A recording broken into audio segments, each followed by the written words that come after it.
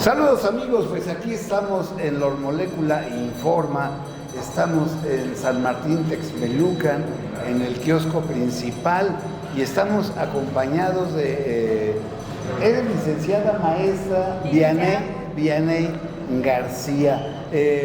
Brenda, ¿nos podrías darle lectura a la semblanza de la licenciada Vianey? Con todo gusto.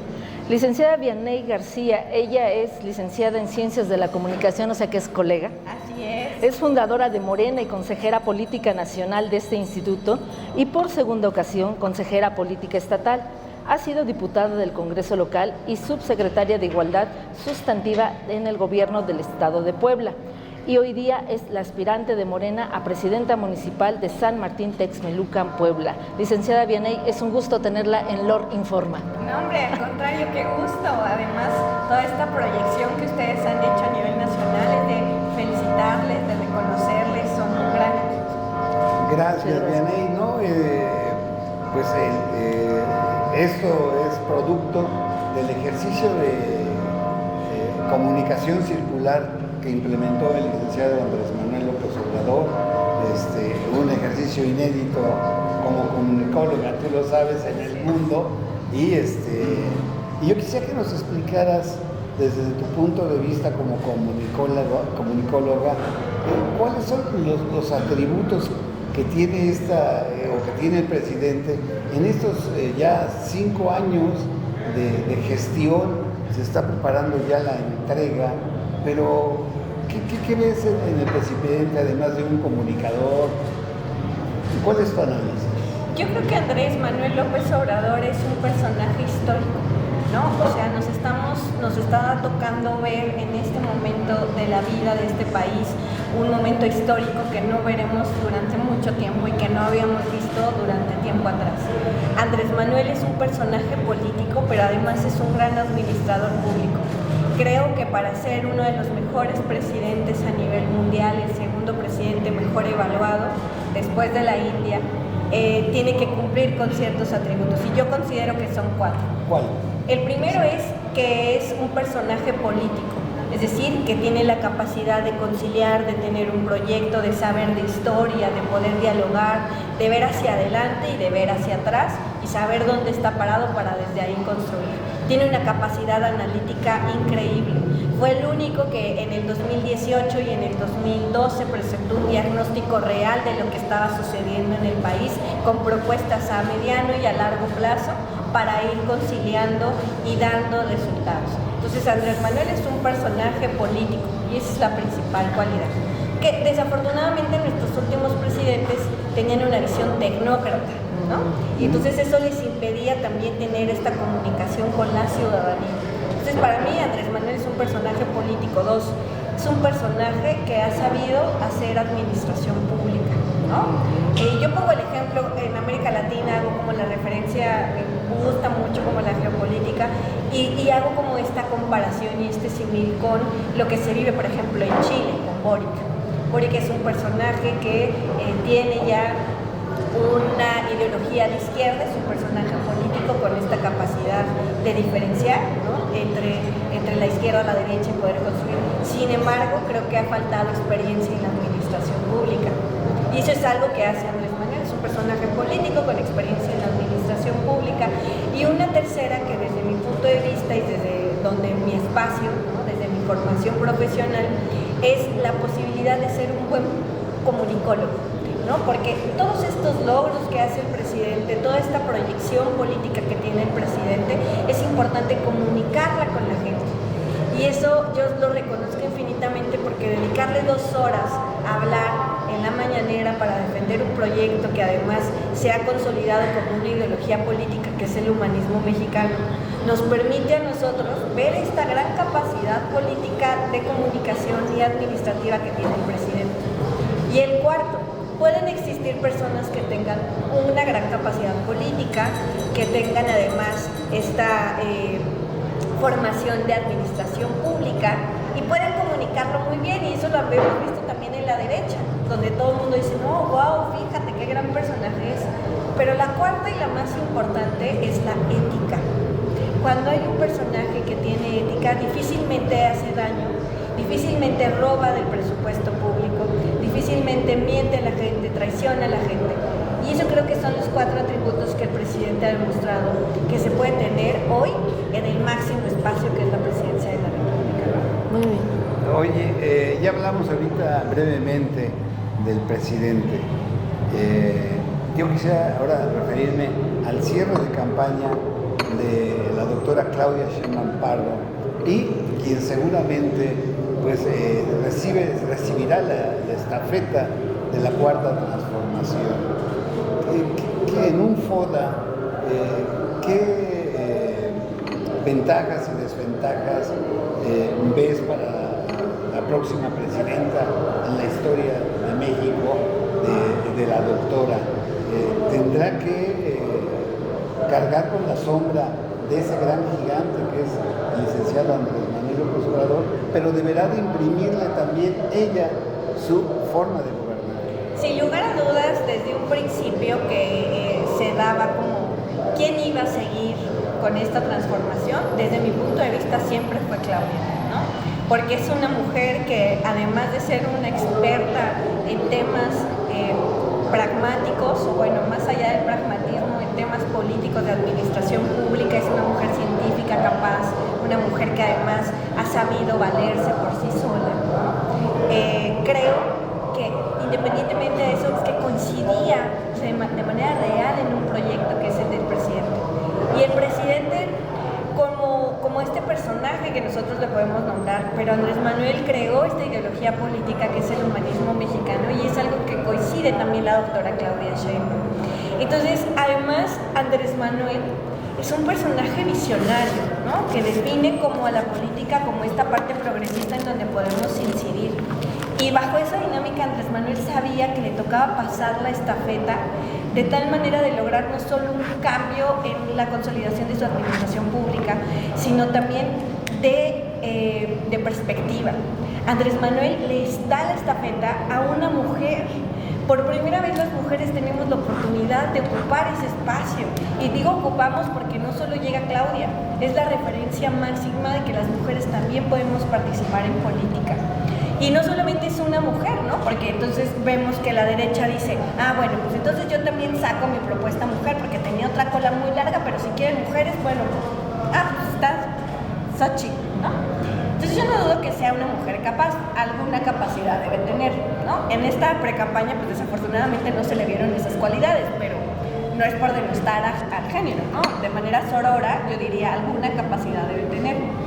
Sin embargo, es tiempo de mujeres, pero de mujeres transformadoras, y eso lo dice la doctora, porque ella tiene muy claro que no puede haber conciencia de clase si no hay conciencia de género, ¿no? Entonces la doctora impulsa esta posibilidad de que hoy las mujeres lleguemos al espacio, pero no por ser mujeres, sino porque somos personas capaces, con talento, con ética, y eso es algo que ha demostrado la doctora. Y yo te podría decir que entonces una de sus ventajas en este FODA es que es una mujer inteligente, capaz, transformadora, y que además tiene ética, y eso es algo que la derecha no puede presumir, ¿no? Y eso es algo que a la derecha le ha faltado y que por eso están en la lona. Okay. Conociendo abiertamente tus aspiraciones de gobernar un municipio como San Martín Texmelucan, ¿qué significaría para ti ir de la mano teniendo a una presidenta como Claudia Sheinbaum y seguramente a un futuro gobernador como Alejandro Armenta? ¿Qué significaría para ti gobernar teniendo a estos líderes detrás tuyo? Claro, para mí es muy importante mencionar que es un análisis que debemos hacer a nivel nacional, no de manera aislada en un municipio. O sea, San Martín Texmelucan es un municipio muy importante, lo compartíamos hace rato, ¿no? Es el tercer municipio más importante de Puebla, uno de los 50 municipios más poblados a nivel nacional, tiene el tianguis más grande de América Latina. Podríamos hablar mucho de San Martín, pero yo lo hago de manera que San Martín puede entrar en el concierto de las naciones, como dice el presidente, en un sentido de que no es aislado. La visión municipalista tiene que también permear en la Cuarta Transformación, bajo una lógica honesta, bajo una lógica de valores, bajo una lógica de entregar cuentas, de dar resultados. Un gobierno municipal dura 3 años, son 1069 días en los que nosotros tenemos que demostrar la capacidad que se puede llegar a prometer en campaña, ¿no? Entonces, bajo esa lógica, creo que el gran reto de la Cuarta Transformación, no solamente en Puebla, sino a nivel nacional, es lograr que los municipios, que estas áreas territoriales puedan tener gobiernos que también impulsen una Cuarta Transformación en medida de sus posibilidades. En ese sentido, ¿estarías a favor de llevar a cabo una reforma para apoyar a los municipios en cuanto a las limitaciones que tienen de recursos, incluso de decisiones? Y además que los 3 años son una limitante. Yo creo que el 115 constitucional es muy claro respecto a las facultades de los municipios. Y siento que en esta nueva etapa de la segunda etapa de la Cuarta Transformación se tiene que dar un apoyo constante a los municipios. Entiendo por qué no lo hizo el presidente en la primera etapa, por qué le quita tantos el Fortaseg, el Fortamum a los municipios, por la manera cochina en la que robaban. O sea, el presidente dice, eliminemos la corrupción, y él lo trabaja a nivel nacional, ¿no? Entonces, pero hoy, actualmente, diversos estudios han demostrado que se sigue dando la corrupción en los estados. El caso de Segalmex es un ejemplo. El presidente ha puesto la vara, pero sigue habiendo dentro del gobierno federal esta posibilidad de delinquir. Y eso es algo que es mucho más común aún en los gobiernos estatales. Y entonces muchísimo más aún en los más de 1000 municipios que tiene este país, porque el dinero, el presupuesto público que no se administra de manera correcta termina en las bolsas de quienes son presidentes, regidores, a través de moches, a través de diezmos. Entonces entiendo por qué en esta primera etapa el presidente dice, recaudamos para la federación y limitamos a los municipios para que ellos también se vuelvan entes recaudatorios. En México solamente el 19% de los municipios tiene recaudación fiscal favorable. ¿Y eso qué te permite? Pues que tú puedas invertir mayor en obra pública, en iluminación. Los municipios estaban estirando la mano esperando sus participaciones.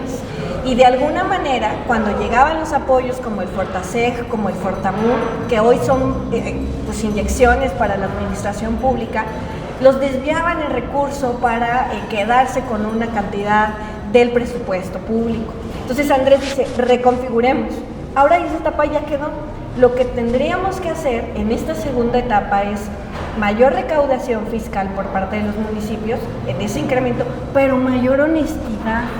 O sea, no podemos decir que tenemos tan nivel de recaudación cuando ese dinero se lo siguen chingando los regidores, ¿no? o las regidoras, o el ayuntamiento, o la dirección de obras, o los directores de seguridad pública, ¿no? Entonces creo que tiene que haber justamente esta posibilidad de hacer lo que se hizo arriba, de hacerlo abajo. Por eso creo que no tiene que ser vertical, que tenemos que ir ya en una posición de doble sentido, ¿no? O sea, tanto arriba como abajo, para permitir que la ciudadanía tenga mayor capacidad de decir, estoy pagando mis impuestos, estoy pagando mi predial, estoy pagando lo que a mí me toca, pero también ya lo veo en obra pública. Y eso es algo que ha faltado en la Cuarta Transformación, no solamente en Puebla, sino a nivel nacional. Por eso creo que es muy importante que la gente que tiene buena voluntad se meta a participar en política y dejemos que esos que tienen esas mañas cochinas se hagan a un lado, ¿no? Y perdón, yo creo que también sería importante en este caso que dejaras en claro que la mayor recaudación de ninguna manera significa un aumento ni de impuestos ni de la cantidad de pago de impuestos, que no se malinterprete esto, sino es más bien eficiencia a la hora de recaudar. Así es. Yo veía una entrevista de Raquel Buenrostro que decía justamente esta parte. Cuando yo me sentaba a platicar con los empresarios, cuando yo me sentaba a decirles, oye, es que tú tienes Ricardo Salinas. Tienes un adeudo de impuestos que no has pagado, ¿no? Y que ellos intentaban hacerle tan siquiera una propuesta de decir, bueno, que se pueda dar una condonación para que ya no se pueda pagar, y ella era firme en ese tema, ¿no? Entonces ahora vemos que hay un mayor número de ingresos, pero ojo, esos ingresos también son pasados. Necesitamos buscar la manera en que tanto el sector empresarial pueda hacer aportaciones, como las clases medias, las clases altas puedan hacer esos pagos de sus impuestos para que ese dinero se vea aplicado, ¿no? Porque ahora lo vemos, o sea, y lo decía Raquel, ahora yo ya recibo estos pagos, porque hay obras a nivel nacional que se están llevando a cabo y de alguna manera inyectan a la economía nacional. Y eso es algo que debemos de ver, y eso lo vemos a nivel nacional y lo vemos en lo intrínseco, aquí en el municipio. Por ejemplo, me decía un señor, oye, es que la licencia de mi tortillería, ¿no? Para llevarlo a lo más local, la licencia de mi tortillería, me están pidiendo muchas cosas y que no sé qué, y le dije, señor, supongamos que en su tortillería sucede algo porque no tiene los extintores, ¿a quién le van a echar la culpa?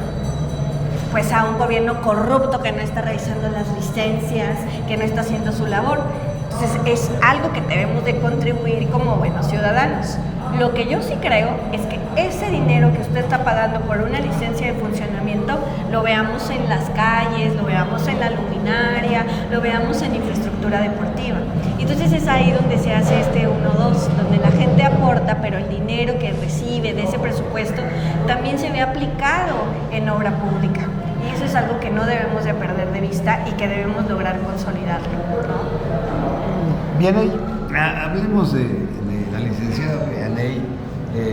Nosotros por la mañana, pues desde Puebla, desde la Ciudad de México, no hemos visto un espectacular tuyo. Hemos visto, si acaso, algunas 2 mantas. Vianey, en esta aspiración, ¿de dónde vienen los recursos para buscar el voto de la ciudadanía? Y tú como habitante de San Martín, quisiera que me dieras tu diagnóstico. ¿Cuál es la descomposición social que vive San Martín Texmelucan? El primer tema para mí es muy importante, así como lo ha dicho el presidente, caminar. O sea, nosotros yo tengo 30 años, desde los 18 estoy participando en política. Y lo que yo he hecho desde el primer día que yo decidí meterme en Morena fue repartir en Regeneración. Nosotros repartimos el periódico y esa ha sido la manera en la que vamos también fortaleciéndonos, porque lo decíamos hace rato, cuando tú hablas con la gente te fortalece. O sea, y también cuando la gente te increpa, tienes que tener la capacidad conciliadora, receptora de dar una respuesta sin alterarnos, ¿no? Entonces creo que eso es muy importante y eso es algo que nosotros vamos a seguir haciendo. Y también decirlo, ¿no? Para nosotros es muy importante la manera en la que se opera estratégicamente en la política, porque eso no debemos de perderlo de vista. Por ser muy ideológicos, eso no nos va a permitir solamente ocupar un espacio, sino también la posibilidad de organizarnos como ciudadanía. De decir, bueno, yo quiero ayudarte, ¿cómo le hacemos? Tenemos una reunión, permítenos colocarte unas lonas, permítenos colocarte pues algún apoyo en nuestra casa, permítenos donarte algo, ¿no? Hay gente que nos dona azúcar, hay gente que nos dona, whatever, muchas cosas. Entonces, para nosotros es muy importante eso, no perder de vista la organización ciudadana, y eso es algo que debemos de llevar a cabo. Y segundo, el tema de San Martín Texmelucan, como muchos otros a nivel nacional, ¿no? San Martín es uno de los municipios que en el 2019 se consolidaba como el municipio con mayor número de homicidios a nivel nacional. Primero que Tijuana, primero que Catepec. Entonces, y era por un resultado de una política que precarizaba a la sociedad. Es decir, que les daba menos oportunidades a la gente de poder desarrollarse en diferentes sectores. Y eso lo vemos en San Martín y lo vemos a nivel nacional porque hubo un abandono constante por parte de los gobiernos federales y estatales. Hoy creo, por eso lo que decía hace rato que debe de ser bilateral, es que tanto a nivel federal se está construyendo una política pública a largo plazo y seguramente con el senador, próximo gobernador de Puebla, Alejandro Armenta, se logrará consolidar y con una estrategia muy firme en combate a la seguridad podremos lograrlo. Lo veíamos con Moreno Valle, ¿no? O sea, en el tiempo que ellos estuvieron, cuando gobernó Marta Erika, los 15 días que ellos pudieron estar, las tomas del Huachicol crecieron en un 2000%, ¿no? Entonces eso era un punto de alerta y hoy pues nos dejan ese rezago, un rezago en donde no se invirtió en infraestructura, en obra pública, en las escuelas, en el deporte, nuestros espacios deportivos abandonados. Entonces hoy Andrés Manuel hay una inyección hacia la gente de manera directa porque por primera vez, aún después de 20 años, hay una inversión, una inyección directa a las clases bajas. presupuesto que llega de manera directa a las clases bajas. Entonces eso ya lo está haciendo Andrés Manuel y ahora lo que necesitamos es que en los municipios también pueda haber la parte que les corresponde, que hay espacios deportivos. Por ejemplo, Moyotzingo, por poner un ejemplo, pero podemos poner el nombre que quieran, de la Junta Auxiliar más insegura, de los pueblos más inseguros de este país.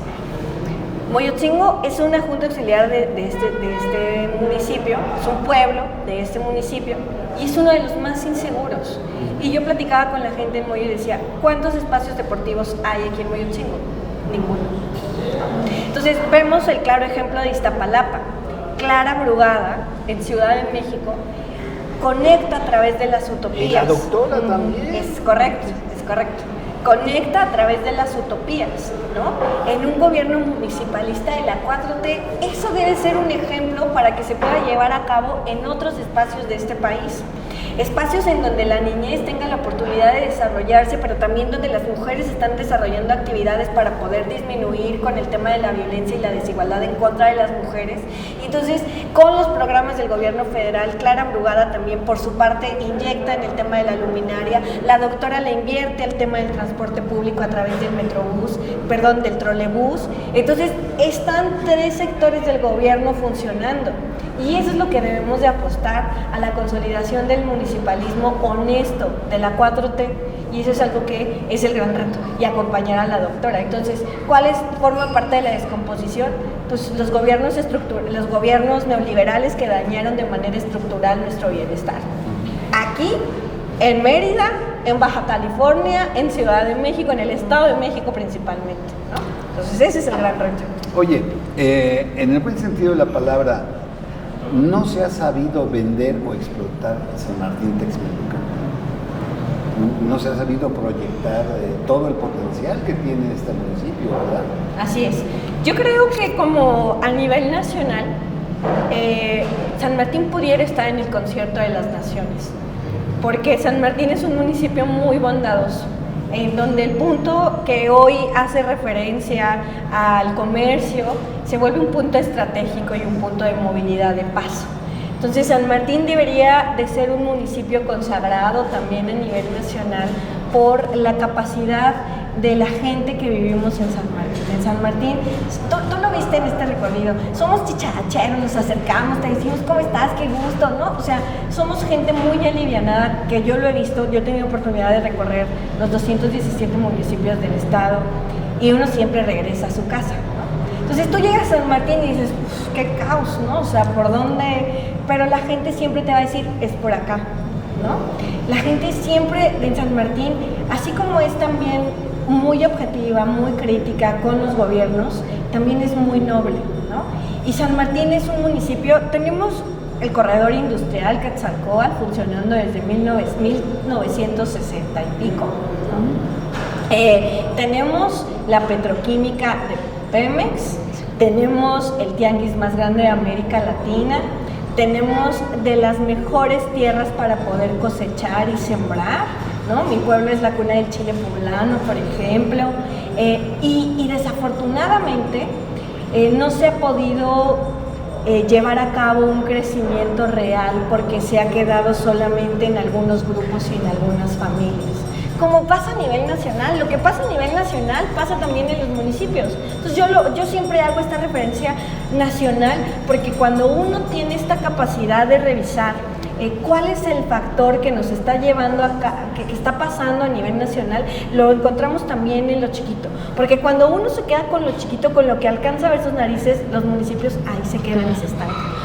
Como bien indicas, Texmelucan está siendo parte de un triángulo comercial, es decir, es el punto que une Tlaxcala, Ciudad de México, Puebla. Pero también no podemos perder de vista que en su momento fue un punto importante para crear la principal ruta de trenes durante el Porfiriato. Es correcto. En cuanto a tu gobierno, ¿tienes planteado algún proyecto en el cual se suba Texmelucan a lo del tren interoceánico? Mira, yo creo que los gobiernos de la 4T, ¿no? Porque no podemos hablar de propuestas, los gobiernos de la 4T, por supuesto que deben, ¿no? San Martín, cuando se vuelve La caseta, cuando el sistema de peaje se pone en San Martín también se vuelve un punto de referencia, ¿no? Porque además es un espacio en donde la gente pasa, se queda y se sigue. O sea, entonces yo creo que en ese sentido, justamente aquí a 2 calles tenemos lo que fue la estación del tren en su momento, ¿no? Y era para poderlo desmontar. Sí. Entonces yo creo que en este momento San Martín tiene que buscar las dinámicas a nivel nacional en donde pueda conectarse con estos trenes. Fíjate, eso es algo que trae mucho el senador, el próximo gobernador de Puebla, el licenciado Alejandro Armenta, en donde él dice, bueno, vamos a subirnos al tren de la transformación. Y la doctora lo menciona también como uno de los sueños que ella quiere realizar cuando llegue a ser presidenta de este país, y es el tren que se va a estar llevando a cabo entre Ciudad de México, Puebla, Córdoba. Ahí va a pasar San Martín. San Martín es un punto estratégico. Entonces lo que nosotros debemos de garantizar es que existe esta infraestructura para que ellos puedan desarrollarlo también aquí en el municipio. Y hacerlo también con la gente. Uno debe de pensar en gobiernos locales, porque si lo piensa también, es de manera conjunta, porque si lo piensa también solo cómo favoreces al poder económico para que vengan a invertir, y podemos decir, tenemos 3 corredores industriales y todo, pero eso cómo le beneficia realmente a la gente que está viviendo acá. Pues entonces debemos exigir, o bueno, llegar al diálogo con los empresarios de mejores salarios, mejor capacitación, que se quede la mano de obra en el municipio, que puedan estar participando con las universidades del municipio. En San Martín tenemos, bueno, en la región tenemos 3 universidades de gobierno, públicas. Entonces debemos de buscar esta mano de obra, esta sinergia con ellos, y eso es algo que creo que ha faltado desarrollar. Hoy quienes llegan a ocupar un espacio como en una secretaría o en una dirección de economía es, bueno, pues el tema de las licencias, una feria de trabajo y hasta ahí. No, es un factor determinante el que tú puedas generar estos empleos y puedas buscar la conectividad, porque eso impulsa que tengan mejores condiciones de vida y que además pues disminuya la inseguridad, ¿no? Perfecto. Pues amigos, estamos ya entrando a la parte final de esta entrevista muy interesante. Y yo con la licenciada Vianey García, yo te quiero preguntar, licenciada, las encuestas, platícame, ¿cómo te colocan? Actualmente yo leí por ahí algunos periódicos y pues ya tienes ventaja. ¿Cómo te sientes tú? ¿Cómo te ves? ¿Y cuál va a ser el trabajo a realizar? Bueno, pues nosotros, como bien lo dicen, cuando arrancamos con la intención de participar teníamos el primer lugar en preferencias. Hoy tenemos el primer lugar en preferencias y en conocimiento. Y lo que nosotros queremos demostrar, lo que nosotros queremos seguir haciendo es lograr que la gente participe. Vianey García es el nombre del proyecto, pero este equipo lo conformamos muchas personas que creemos que así como el presidente López Obrador ha hecho un buen trabajo a nivel nacional, nos corresponde hacerlo en los municipios, y eso es algo que nosotros vamos a seguir impulsando.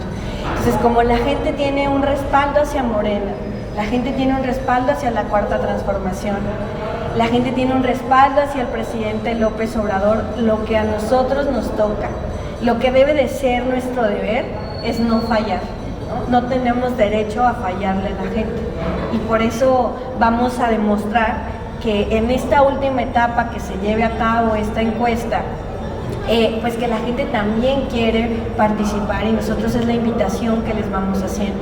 Es el soberano, el pueblo, el que decidirá quién va a estar encabezando la Cuarta Transformación en los municipios, específicamente en San Martín Texmelucan. Pero también es el soberano, el pueblo, quien debe de gobernar de la mano quien llegue a ser candidato en su momento, presidenta en su momento. Y eso es algo que no debemos de perder de vista. Si lo hacemos solos, si nos encapsulamos en una burbuja, nos estamos equivocando. Por eso hay que seguir el ejemplo del presidente López Obrador. Hablas de una política de largo plazo, pero desde tu punto de vista, siendo tan joven, ¿tú crees que existe en Morena lo que en el fútbol llamaríamos sus fuerzas básicas, o falta una consolidación de los cuadros políticos? Yo creo que falta una consolidación de los cuadros políticos todo el tiempo. todo el tiempo debemos estar renovando, todo el tiempo debemos estar capacitando, todo el tiempo debemos estar buscando que las personas que ocupen espacios públicos sean funcionarios y funcionarias capaces, ¿no? Capacitados.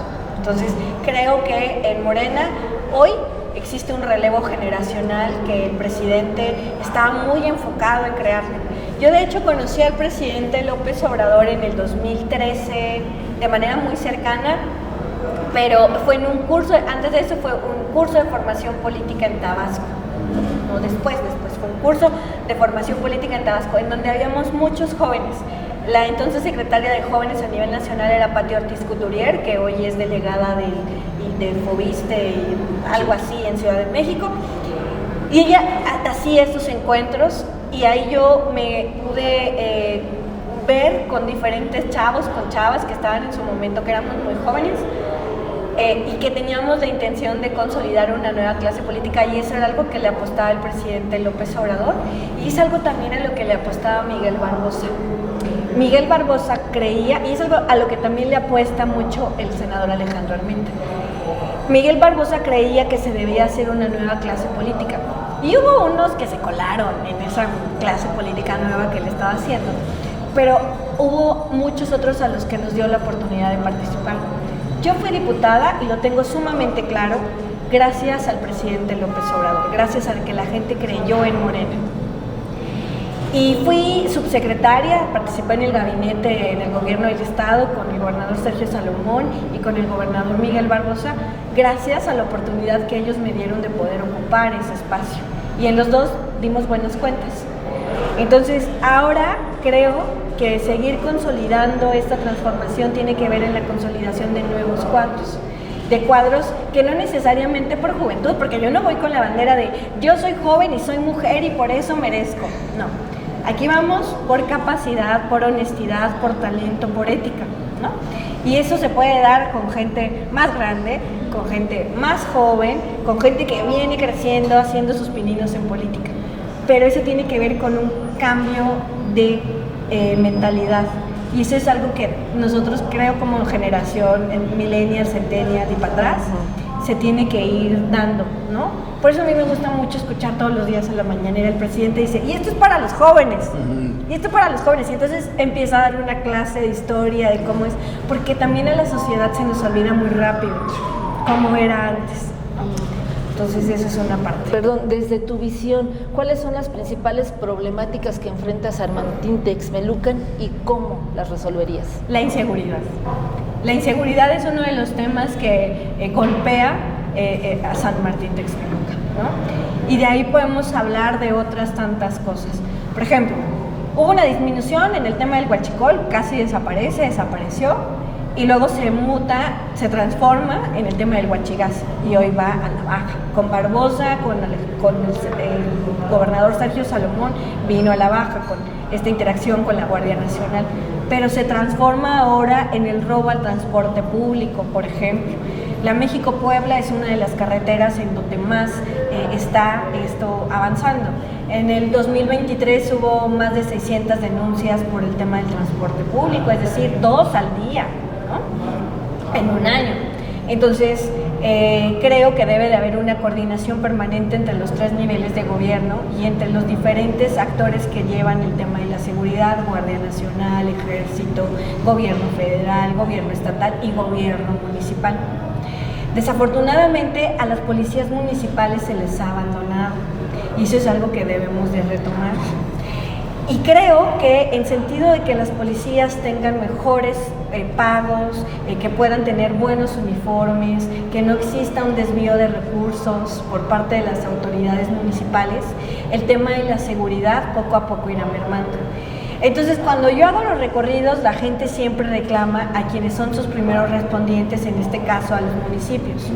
Y una de las cosas que dicen, bueno, es que la seguridad, y luego vas a otra casa y te dicen, oye, es que la educación, vas a otra casa y te dicen, oye, es que el espacio deportivo, oye, es que la iluminación, porque está apagado, y entonces la seguridad siempre es un detonante. Entonces yo creo que los gobiernos de la Cuarta Transformación a nivel municipal deben de buscar de manera transversal, es decir, que atraviesen cada una de sus propuestas 2 cosas: la honestidad y la austeridad, porque así lo ha hecho el presidente y porque se ha demostrado que hay resultados. Cuando hay honestidad, entonces alcanza para la luminaria, alcanza para los uniformes, alcanza para las gasolinas de las patrullas, alcanza para más patrullas, alcanza para cámaras, alcanza. Eso es muy importante. La honestidad, la austeridad, y yo creo que otra de las cosas es la comunicación directa con la gente. No se deben subir al tabique y perderse. Eso se tiene que acabar.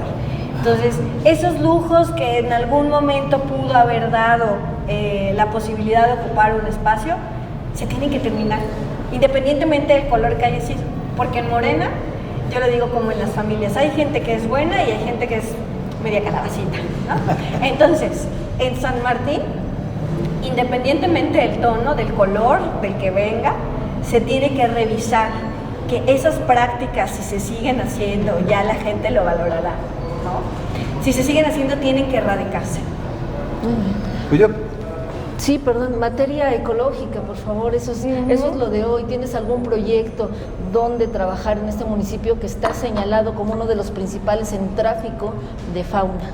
¿Qué vas a hacer en ese aspecto? Bueno, los gobiernos de la 4T, ¿no? Lo que deben de buscar justamente en el tema de ecología, no solamente con el tema de fauna, ¿no? Porque nosotros somos un sector también ganadero, fíjate. Cierto. Cuando los chipileños, bueno, de Italia hacen esta mudanza hacia Puebla, se concentran en Chipilo y muchas de las familias de Chipilo, que es Santa Isabel Cholula, radican en San Martín. Entonces tenemos una parte ganadera, ¿no? Y como lo dice el presidente, uno de los temas principales es la corrupción. Cuando no se permiten que se siga dando este tema de tirar las cosas y porque las grandes empresas pues, deciden mejor dar una mordida, ¿no? A que se puedan llevar a cabo los reglamentos. Eso tiene que ver también con un tema que le toca a los municipios, que es la reglamentación de las mismas, ¿no? Por ejemplo, ese es uno, el tema de los ganaderos. Y la otra es el tema de los queseros. San Martín también es un municipio en donde hay mucho queso. San Cristóbal Tepatlaxco, que es una junta auxiliar de San Martín, se dedican al queso. Entonces, no hay una coordinación y un diálogo entre quienes producen empleos a través del queso para que se puedan llegar a acuerdos y hacerse responsables de lo que les toca y hacer que el gobierno municipal se haga responsable de lo que les toca, porque dicen, ¿por qué te voy a pagar más si yo salgo de acá y me están quitando mi mercancía cuando me asaltan? ¿No? Entonces, tiene que ver con una lógica de honestidad y de comunicación. Y como eso nos podemos ir a otros temas, por ejemplo, campañas de esterilización. San Martín, al ser un municipio tan complicado, tú sigues viendo perros callejeros en las calles, ¿no? Entonces tiene que haber una lógica de hacer campañas de concientización para adopción, no compra de animales, o sea, creo que tiene que ir mucho en ese sentido. Y también en San Martín atraviesan varios ríos, ¿no? Que desafortunadamente se vuelven un foco de infección, porque empresas que se dedican a la mezclilla, por ejemplo, al lado de arriba, por eso es muy importante trabajar de manera coordinada con otros municipios. San Salvador el Verde, que es un municipio con el que colinda San Martín, se dedican a hacer calcetines, y entonces todo este lavado se va al agua, se va al río.